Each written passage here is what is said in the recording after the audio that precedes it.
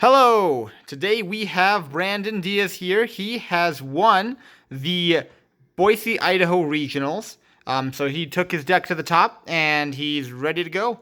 So without further ado, let's get into the meat of it. So what were you running today? I was running Orcust.Engine.dek. Basically, a whole bunch of engines put into one. It's wonderful. So, like Corbin said, I got first place, and honestly, most of my stuff is relatively standard, except for the fact that I ran 52 cards. So let's go ahead and run. I ran 3 Harp Horror, so special summons from the deck.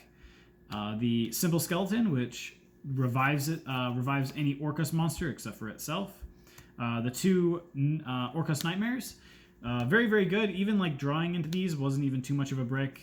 Very, very necessary. And then the 1 World Wand, which I actually liked a lot because being able to quick play with the field spell up, quick play, send this to grave, and boost one of my monsters by 800 is really, really nice. The next engine I had was the Danger package, basically. So 3 of all the main ones, the 3 Jackalope, 3 Tsukinoko, and the 3 Nessie, as well as the 1 Mothman. I'll tell you probably when I hit my extra deck the reason why I ran this, but I don't like to consider the Danger monsters upstart goblins, which a lot of the YouTube community tends to consider them. Yeah, I really think it would be. They're more of cycle cards, just allowing you to dig through more and more of your deck and find your combo pieces. The next one I have is the 1 Cloak and the 2 Boots. I found this card as an extender, and I wanted to if I did see this card in hand, then I could still do combo. Essentially, this was the Ancient Cloak was more of a brick than anything else. The next one, a little bit more of a warrior package. I like the connectors and the 1 Neospatian Aqua Dolphin. Super, super nice to hit hand traps out or just bait out hand traps in general. Some people are just really, really super scared of this card. So yeah. I ran Trickstars, the 1 Candina and the 1 Korribane. Very, very, very nice to consider. Just being able to have a 1-card combo is important to have in the deck. As through all, I ran the 3 Ash Blossom and Joy Spring, only hand trap that I ran. I think it's just necessary. Most versatile hand trap, being able to stop really anything that adds from deck or specials from deck, anything to do with the deck is very, very important. Going on to the spells, I ran the 1 Babble and the 1 Return.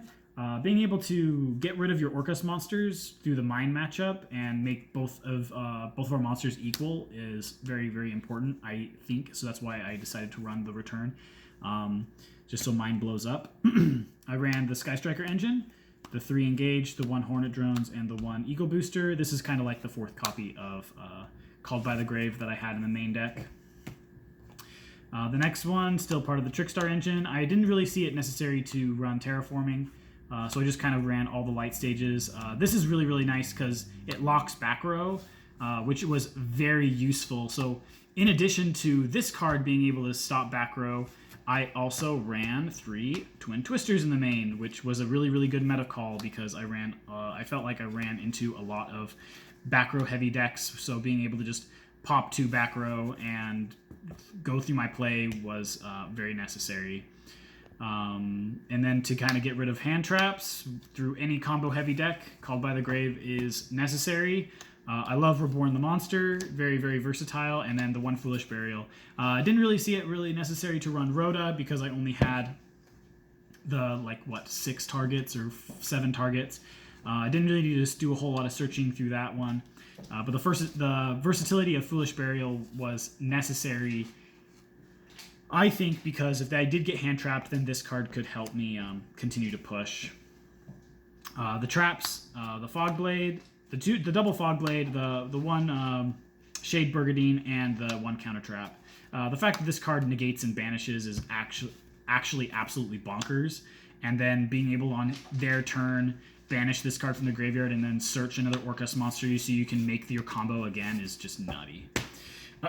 On to the extra deck, I ran 2 Galatea. Pretty self-explanatory. I ran the 1 Kagari, 1 Mermaid. I'm definitely thinking about bumping this up to 2. Not sure what I'm going to do or with this one yet, but I have ideas. The one Cerberus, one Phoenix, one Unicorn for board breakers. The one Mongrisu, just to be able to link up into another Orcust monster, is very, very good. And then Untargetable Send to Graveyard is super nice. The one Rusty, excuse me. This card just replaced Summon Sorceress. This card can chill in the extra deck monster zone all at once. It's freaking amazing.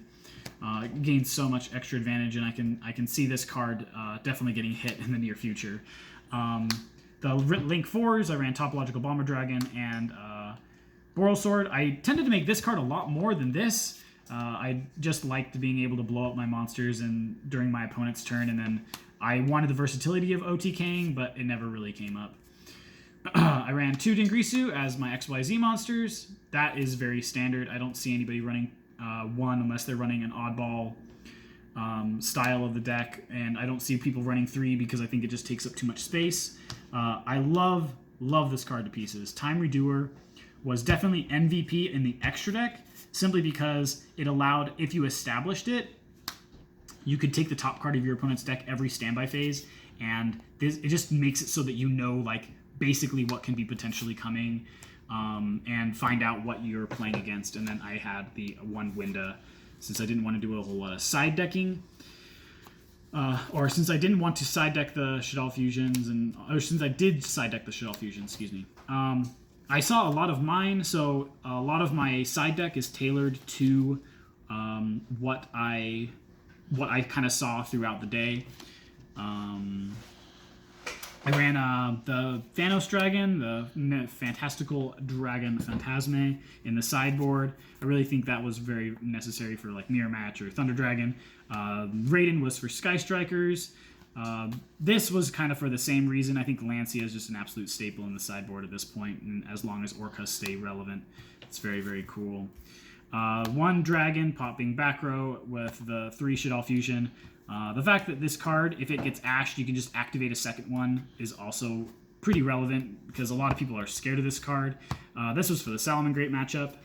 And then 3 Evenly Matched, because being able to break boards is nice, but I was never able to actually get this card off because I just felt it was a lot more necessary to see like more legitimate spot removal, like a Mystical Space Typhoon or Typhoons in general. Those actually seemed to be relatively relevant as well. But all that is, I did mention that it was 52 cards, a little bit bigger than normal, but I think it's necessary to have a lot of different engines in order for you to kind of get things going.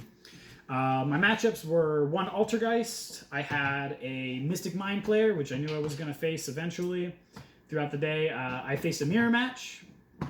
So something super relevant to the Mirror Match. If you were able to draw like Monster Reborn and reborn back like the Phoenix or the Cerberus that they used, they have to find a way to get rid of that card, because otherwise you're just going to basically link climb into your combo in spite of what they've prepared to put their combo together.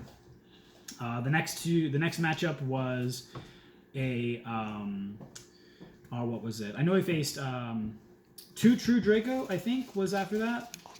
And then I faced the last round, I faced Thunder Dragon, pure Thunder Dragon with like a whole bunch of traps, and interestingly enough, I went completely undefeated, so it was awesome. I really had a good experience. I would do shoutouts, but I don't really have a whole lot other than like the love and support of my family and of my friends, and you guys all that know who you are, so I appreciate it. Okay, anyways, thank you, and we will see you at Nationals. So, peace out.